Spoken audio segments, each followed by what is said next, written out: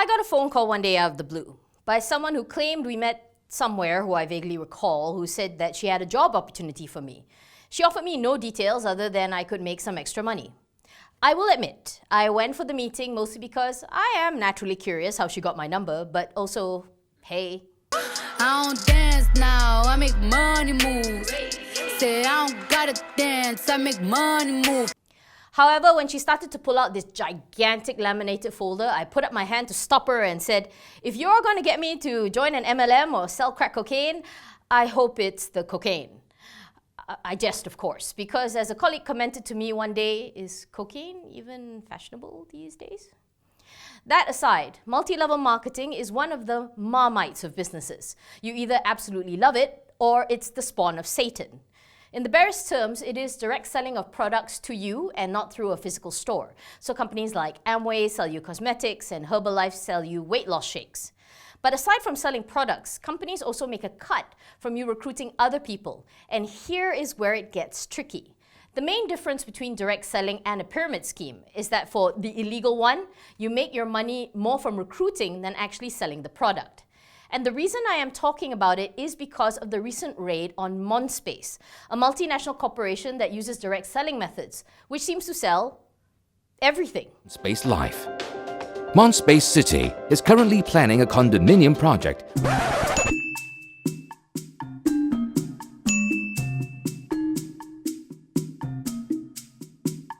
Ordered IMC Lab White from Korea.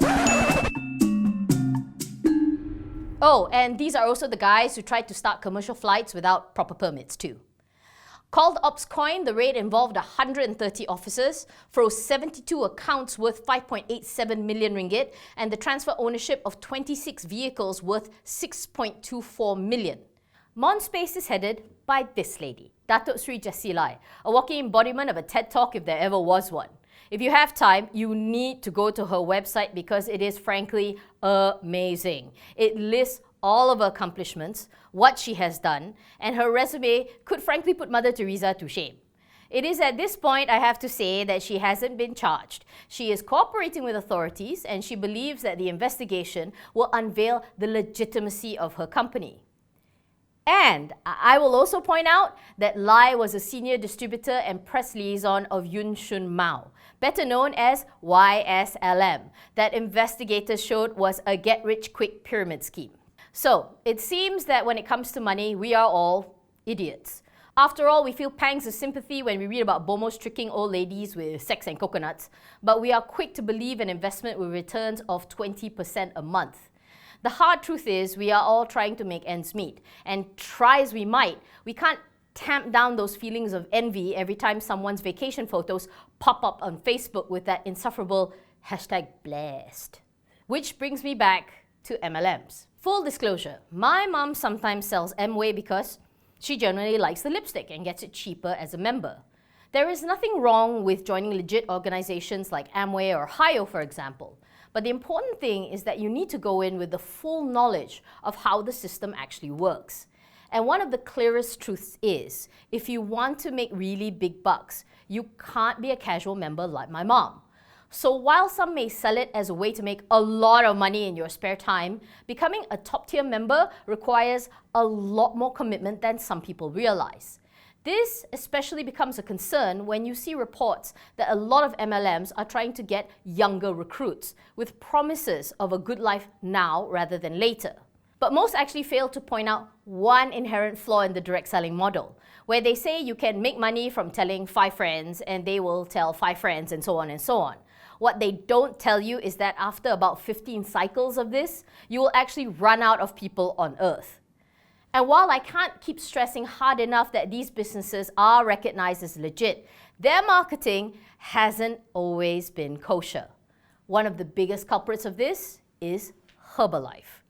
Back in the 1980s, Herbalife was accused of overstating the benefits of their products. And more recently, when a documentary about Herbalife called Betting on Zero came out a couple years ago, a lobbyist firm that works with Herbalife bought half the tickets in the theatre for the premiere show of that documentary. Why exactly? So nobody else could see it? Surely not, right?